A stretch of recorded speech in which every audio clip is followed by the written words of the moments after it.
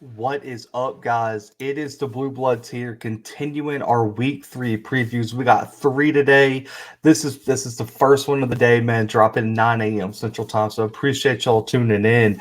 We have a huge non-conference matchup, and it has college football playoff implications for potentially the first group of 5 team to ever have a realistic shot at the college football playoff.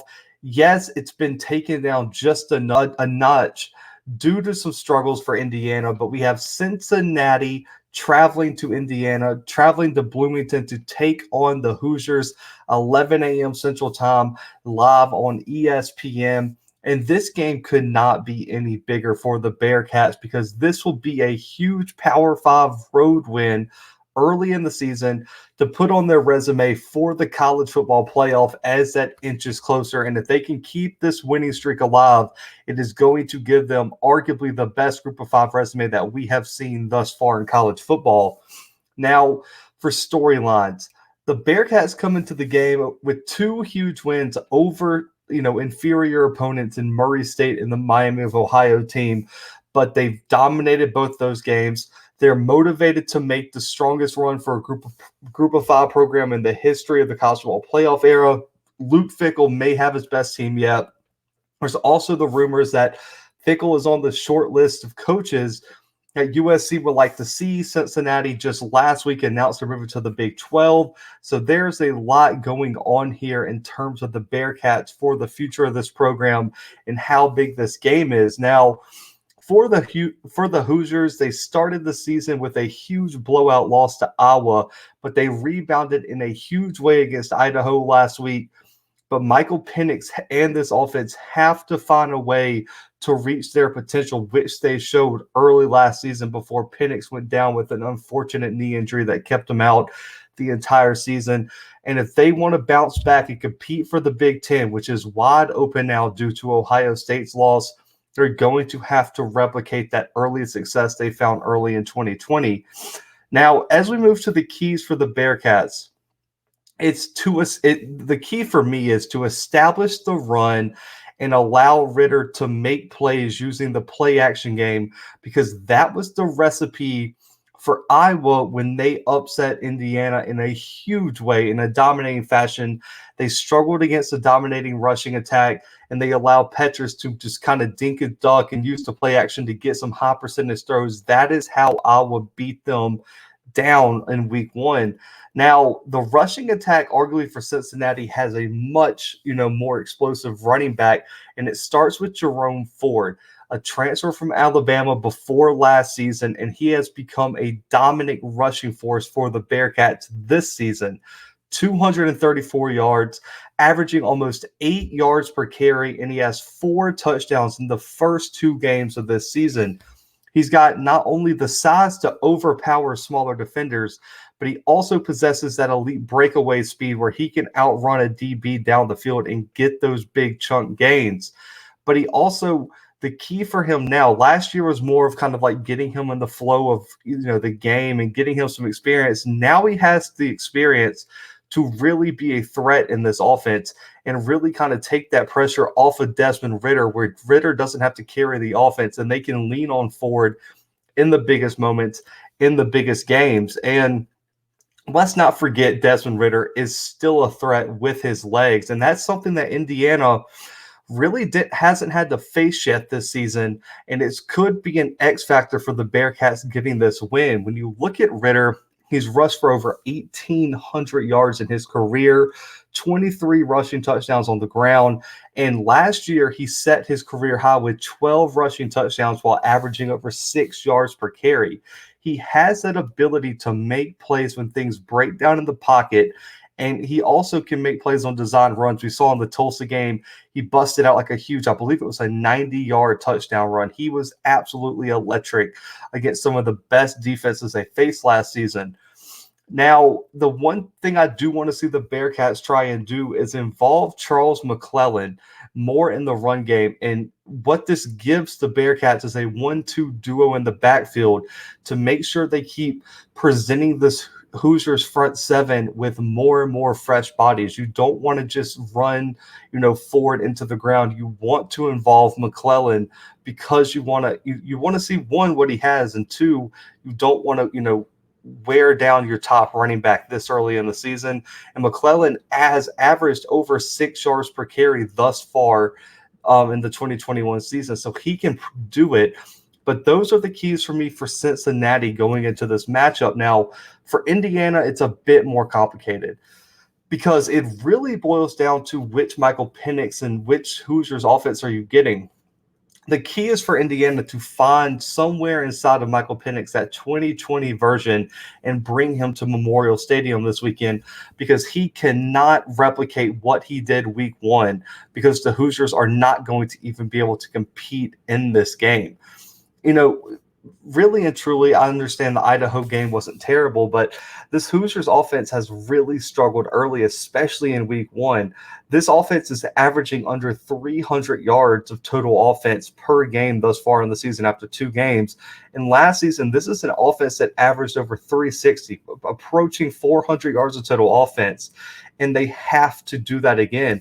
And the catalyst was Michael Pennix being electric and being a game changer, and also limiting his turnovers with only 4 interceptions. That has to happen. You have to get him, before his injury and what he was doing then. They got to turn it around this weekend, or it could be really a lot of trouble. And I mean, really and truly, Pennix was the key to them making that top 10 run and almost upsetting Ohio State early last season. But now that he's kind of experienced some struggles, a lot of experts are wondering, is he fully recovered from his injury, and kind of where is he at this point in the season? When you look at what he's done, he's only completed 53% of his passes for only 224 yards, 2 touchdowns, and 3 picks. That touchdown interception ratio is still in the wrong direction, to say the least. And the most concerning stat for me, and the most concerning thing watching film, is he's not pushing the ball down the field, and he really doesn't have time to push the ball down the field. He's only averaging about 4.8 yards per attempt, which is one of the worst marks in the country, and he was averaging up over 7 last season. You have to start pushing the ball further down the field, because if you just try to throw underneath, the defense is going to catch on to that, and that offense is not going to be able to move the ball down the field.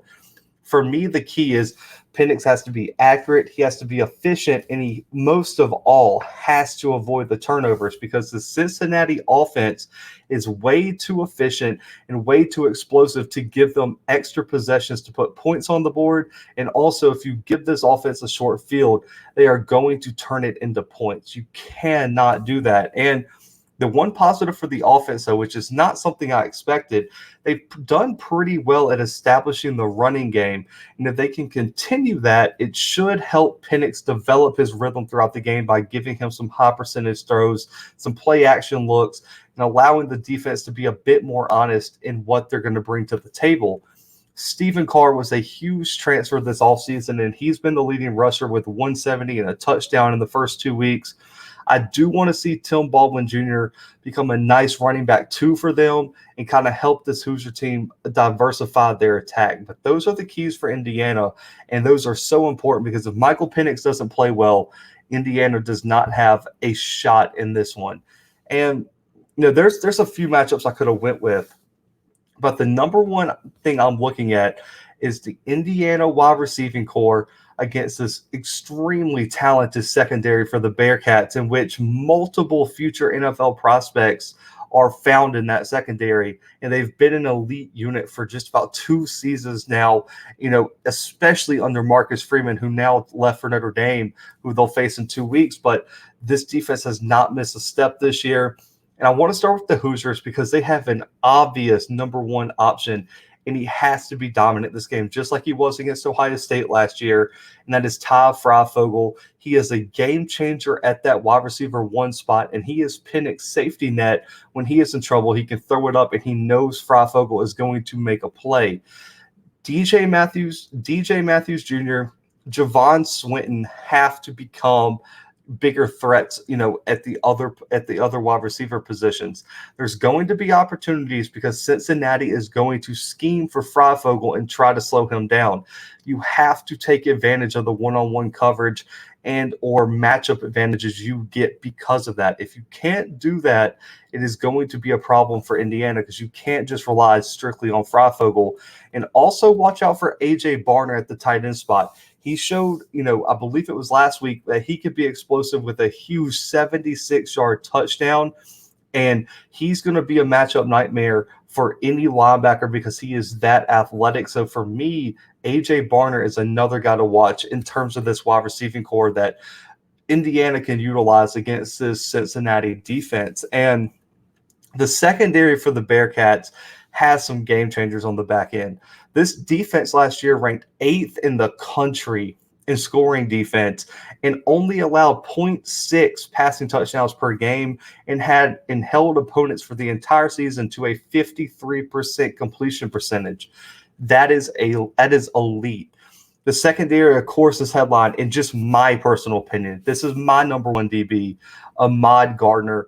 He has still not allowed a single touchdown as the primary defender in his career at Cincinnati, and he's been one of the top-graded DBs for multiple seasons, and he's back. He's already got him a pick early in the season, and this guy is probably going to be the guy you're going to put on Freifogel to try to shut him down.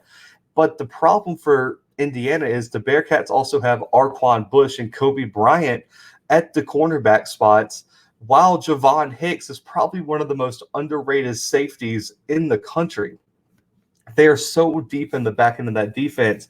And then you still got to worry on the front end about Majaj Sanders being able to rush the passer, because if he replicates what he did last year, Indiana's O-line's also got to come to play as well. This matchup is going to go a long way in determining the outcome of this huge matchup. And if the Bearcats can replicate Iowa's production in terms of turnovers and forcing Pennix to be uncomfortable through the air, it is going to be a long day for the Hoosiers. But when the Hoosiers' passing game and Michael Pennix are on point and Ty Freifogel can put on a performance like he did against Ohio State, Indiana could beat any team in the country. They're that explosive. But the question is, who is going to be able to impose their will? They want to play two different games. Who is going to be able to impose their will and make it their type of game?